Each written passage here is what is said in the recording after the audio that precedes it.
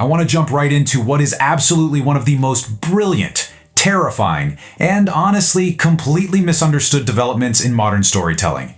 Look, everywhere you turn right now, people are endlessly debating Robert Downey Jr.'s return as Doctor Doom.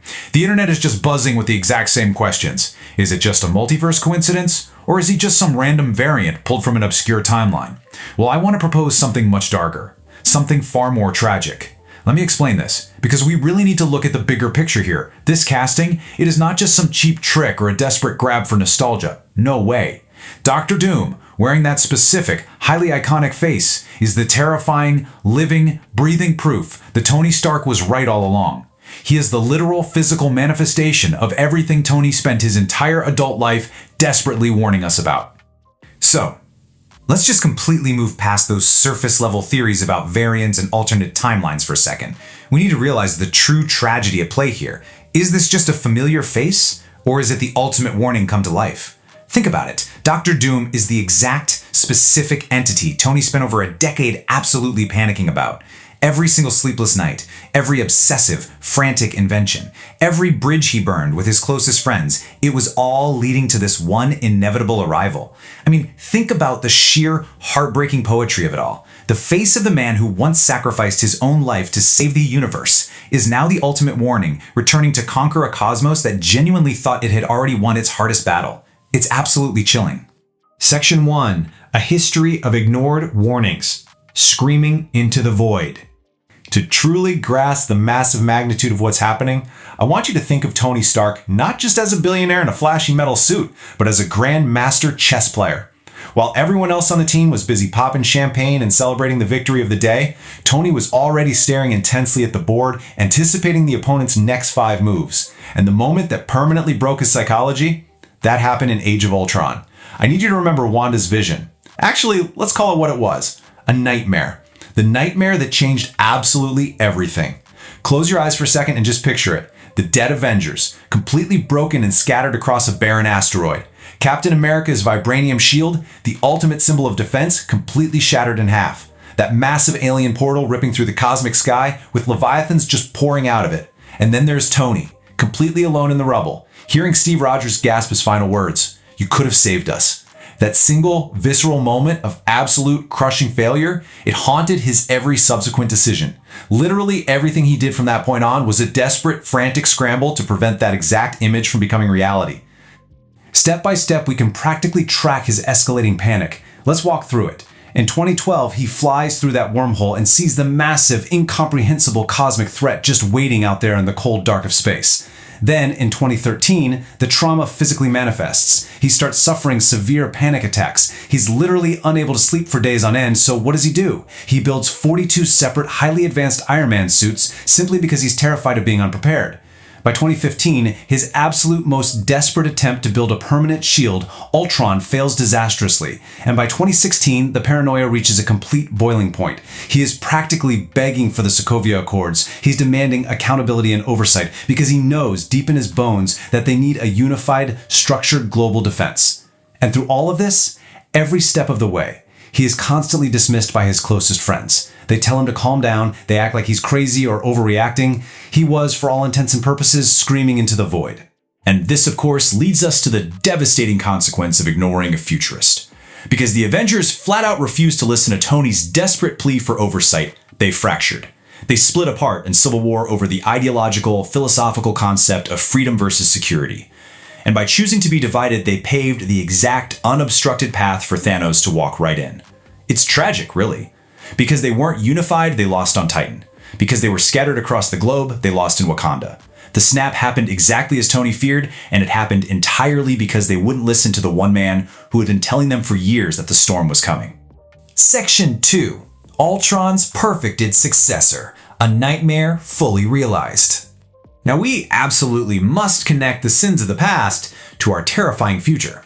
Because Doctor Doom isn't just a new, random villain stepping into the spotlight to cause some trouble. No, he is the fully developed, perfected version of Tony Stark's absolute greatest mistake. Think back to Tony's core motivation, his exact words: peace in our time, a suit of armor around the world. You see, Tony's original, deeply noble intent was to create an artificial intelligence that would protect the Earth permanently. He wanted a system so relentlessly strong that the Avengers could finally retire, so he could just go home and keep his family safe. But that beautiful, idealistic dream was instantly corrupted by the cold, calculating logic of the AI he created. It's actually kind of ironic. Tony had this strange, persistent obsession with giving his highly dangerous, world-altering AI systems perfectly polite British voices, as if a soothing accent would somehow make them less likely to destroy humanity. But of course, politeness couldn't hide the fundamental, fatal flaw in his ego-driven plan. Let's really dig in and understand Ultron's core philosophy here. Ultron looked at humanity and mathematically decided that the only way to save us was to change us, forcefully. He believed that humanity absolutely requires control to survive, and that our inherent freedom, our beautiful, messy, unpredictable chaos, only leads to our own extinction. And here, my friends, is where the narrative gets incredibly chilling. Dr. Doom holds this exact same fundamental belief. But unlike a rampaging, angry robot who just wanted to drop a chunk of a city from the sky, Doom has a much, much better, infinitely more insidious plan to actually execute it. Let me explain the difference between the two, because it is massive. Unlike Ultron, who relied purely on brute mechanical force and a swarm of drones, Doom uses a seamless, terrifying combination of ancient magic and hyper-advanced technology. He completely understands that pure cold logic just isn't enough to rule. You need mysticism. You need theatrics. You need people to actively believe in your absolute power.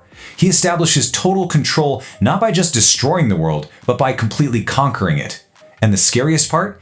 He genuinely believes, with every single fiber of his being, that he is the savior. He truly thinks he is saving the world from its own destructive nature through absolute, unquestioned, iron-fisted authority. Section 3.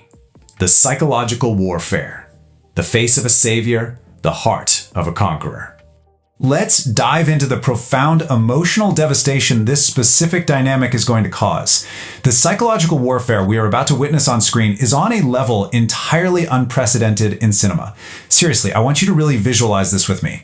For 11 long years, the face of Robert Downey Jr. meant one thing: hope. It meant sacrifice. It meant that at the end of the day, the good guys were going to win.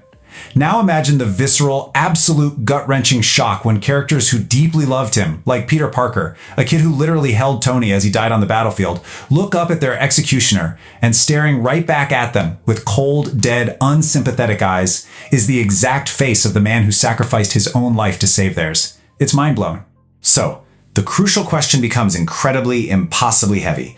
How do you fight the face that saved you? I can guarantee you that Dr. Doom, who is an unparalleled master tactician, will absolutely exploit this to the maximum degree. He will completely weaponize their grief against them. In a brutal fight to the death, there is going to be a split second where Peter Parker, or James Rhodes, or Happy hesitates. A microsecond where they see their beloved friend Tony instead of a ruthless monster. And Doom? He will use that exact microsecond of hesitation to completely and utterly destroy them. Section 4. A shield becomes a cage. Building Tony's dream. What makes all of this infinitely more tragic is realizing that Doom's master plan isn't actually entirely new. In fact, he's about to succeed exactly where Tony failed. Let's map out exactly how he accomplishes Tony's ultimate life goal, but by twisting it into something completely unrecognizable. Right now, look at the state of things. Earth is incredibly vulnerable. The Sokovia Accords, their history. The Avengers, they barely exist as a unified functional team anymore. Think about it. Steve Rogers is gone. Natasha Romanoff is dead. The entire old guard that valiantly defended the planet is shattered. So Doom steps right into this massive, gaping power vacuum. He systematically takes over global infrastructure, beautifully blending his dark sorcery with Stark-level tech, and he finally builds the impenetrable global defense network that Tony always dreamed of. He actually builds the armor around the world. But we really need to look closely at what this actually means in practice. The absolute darkest irony here is that Doom's version of the suit of armor around the world works. It actually works perfectly. No alien threat, no cosmic conqueror is ever getting through his defense grid. But here's the catch. It doesn't protect humanity's right to live. It enslaves them under his supreme, undeniable rule. It is a cage, not a shield. Tony deeply wanted to protect free will, even if he sometimes stumbled pretty hard in how he went about it. Doom? Doom wants to eradicate free will entirely in the name of absolute, unyielding safety. Section 5. The final tragic reality. The The delayed inevitable. We are now brought to the absolute climax of this tragedy. We have to contrast Tony's peaceful ending with the catastrophic beginning of Doctor Doom's reign. Remember that devastated battlefield of Endgame? The burnt arm, the humming of those glowing stones, the complete eerie silence that descended on the rubble as the dust settled. I'm Iron Man. When Tony said this for the very last time, he died a hero. He slipped away peacefully, holding on to the deep, comforting belief that his ultimate sacrifice actually meant something. He truly believed that the universe was finally safe, that his family was secure, and that he had finally, definitively done enough. His watch was over. But now, I need you to imagine the perfect, chilling symmetry of what is yet to come. Imagine the remaining Avengers cornered, bruised, entirely broken by this terrifying, insurmountable new threat. The smoke slowly clears on the battlefield, and Doctor Doom reaches up and slowly removes his cold metal mask to reveal Tony Stark's face. And he announces his arrival to the broken world. I am Doom. It's poetic. One announcement, made by a hero, saved the universe. Now, the exact same face, with the exact same level of absolute, unwavering confidence, threatens to conquer it. And this brilliantly illustrates exactly why this is happening right now. Doom makes his grand move at this specific moment in history because he knows a terrifying truth. The only person on Earth with the sheer, unmatched intellect, the boundless obsessive paranoia, and the futurist foresight to actually anticipate his moves and stop him was Tony Stark. Tony's intense paranoia was, in many ways, his true superpower. It was the thing that allowed him to see the threats that literally no one else believed in. And that mind, the only mind that could rival Doom, it is already gone. What we are about to witness is, without a doubt, the universe's most dangerous weapon. We are going to see Tony's unparalleled, god-tier genius, but completely, totally stripped of his morals, completely stripped of any desire for accountability, and completely lacking the simple, basic human desire to protect the innocent. It is the ultimate intellect turned entirely, obsessively toward pure domination. Which leads me to a really, really dark realization. I mean, think about this. Who was Tony really warning us about all those years? Tony Stark spent his entire adult life desperately warning everyone about an impending existential threat from the stars. But looking at Doom, looking at this face, we have to realize something profound. Tony wasn't just warning us about Thanos. Subconsciously, whether he knew it or not, he was warning us about the dark potential of his own reflection. He was warning us about what happens when someone with his exact terrifying capabilities decides to simply stop playing the hero and start playing God. So the crushing truth we have to accept is this. Tony didn't actually win the final war in Endgame. For years, since that massive battle, the universe has lived in a total false sense of security, believing the worst was finally behind them. But his incredible sacrifice, it merely delayed the inevitable. It just delayed the arrival of a threat that perfectly, flawlessly embodies absolutely everything he ever feared. The nightmare simply waited patiently for the world to let its guard down, returning to conquer a weakened, fractured Earth that has completely forgotten how to defend itself. So, I want to leave you with this final, deeply unsettling thought to chew on. Now that the grand architect of Earth's defense is dead, now that the legendary Avengers are scattered and broken to the wind, is the world truly alone?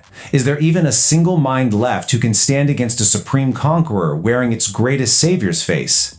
Think about that carefully, because the answer to that question will literally define the very survival of this universe.